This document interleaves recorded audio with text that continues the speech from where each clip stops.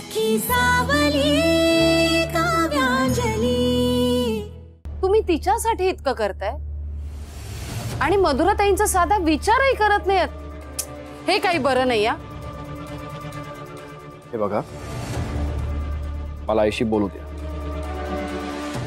उशीर झालाय, तुम्ही जाऊन आराम करा। जा। अहो पण प्रीतम, तुम्ही जेवण गरम करायला।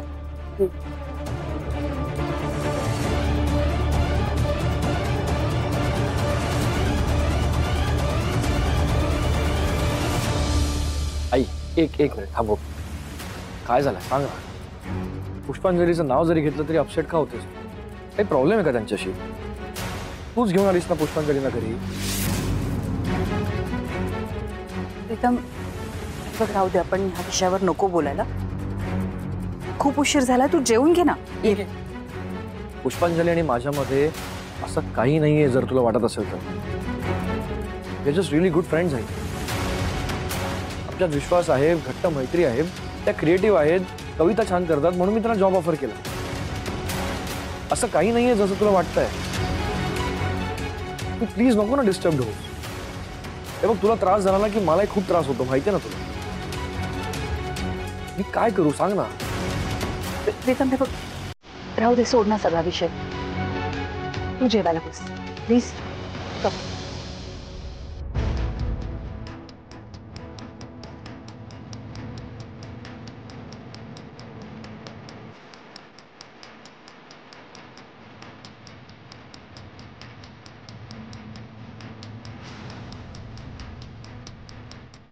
ही आग अशी शांत होऊन चालणार नाही। यात आता नव्यानं तेल उतरवलं लागणार। तुझं म्हणणं अगदी खरं आहे। विश्वजितचं हे असं वागणं,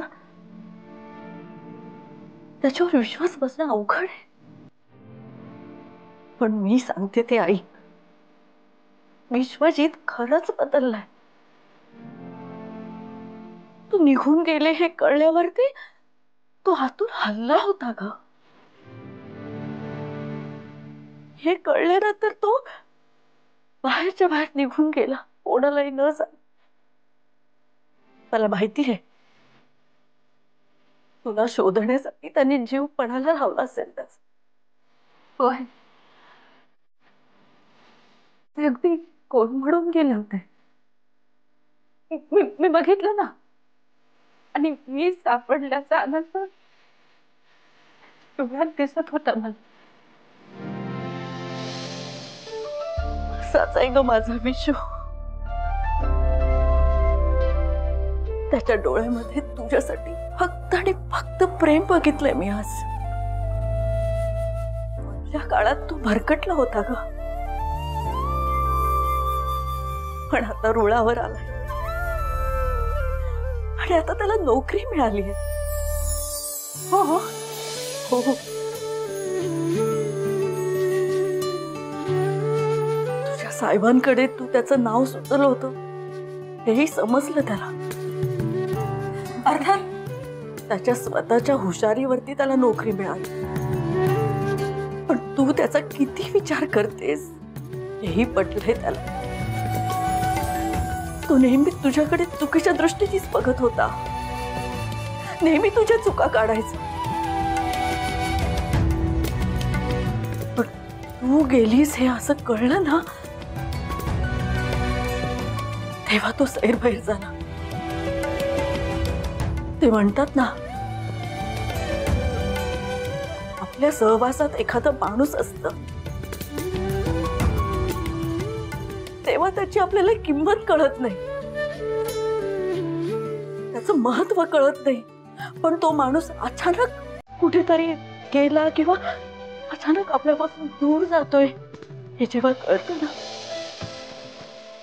तेव्हा त्या माणसाचं महत्व कळायला लागतं।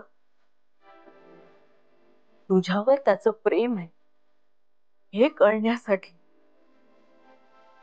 हे जाणवण्यासाठी ही वेळ यावी लागली, एवढंच। काव्य, तू मला आई म्हणतेस ना, पण माझं एक ऐकशील का?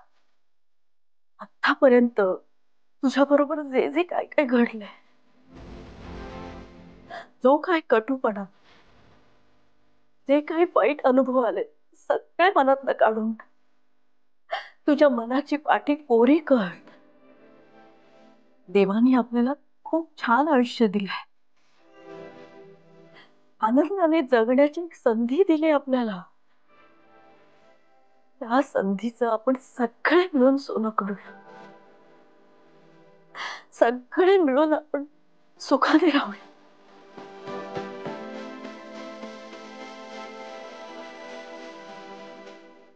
चल पण येऊन घ्या.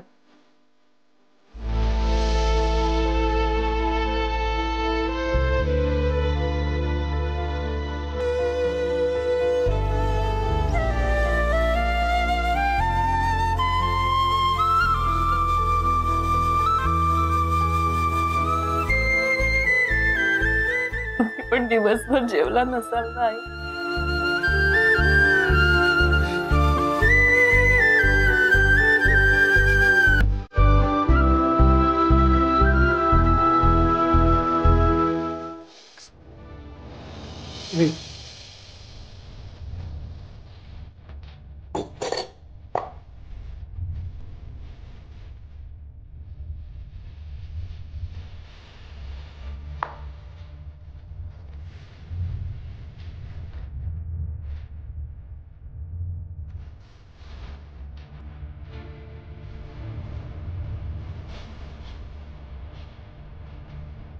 बाबा 2 मिनिटं थांबा.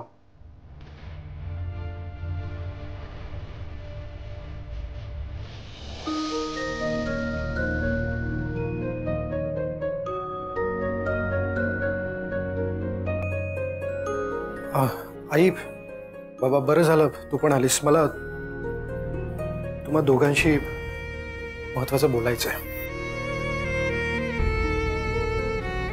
ऍक्च्युली गेले काही दिवस मी जे काही वागलोय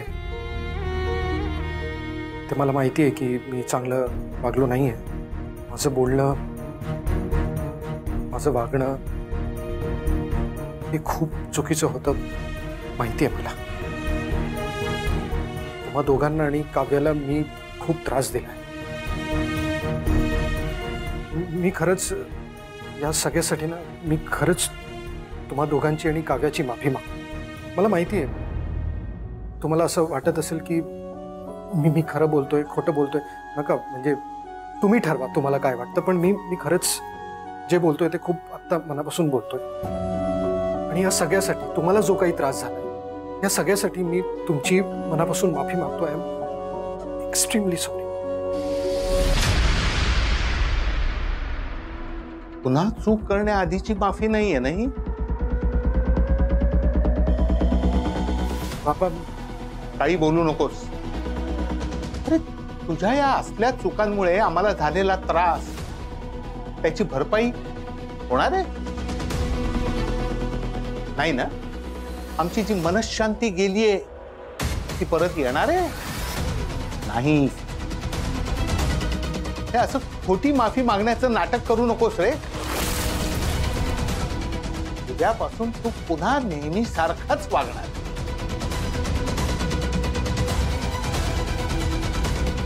इशू, तू आता जे काही बोललास ना, ती मनापासून बोललास. त्यांना समजावते मी. आई, बाबा आता जे काही बोलले ना ते बरोबर बोलले. हे बघ, मी अचानक बदललोय यावर कोणाचाच विश्वास बसणार नाही, स्वाभाविक आहे ते. पण मला काही प्रॉब्लेम नाही, सिरियसली. मी वाट बघेन तुमच्या प्रेमाची, तुमचा विश्वास परत मिळवण्याची मी वाट बघेन. आणि मला काही प्रॉब्लेम नाही, मी किती वेळ घेऊ शकतो. पण हो, तू अजिबात प्रेशर घ्यायचं नाही. Okay, I'll sort it out.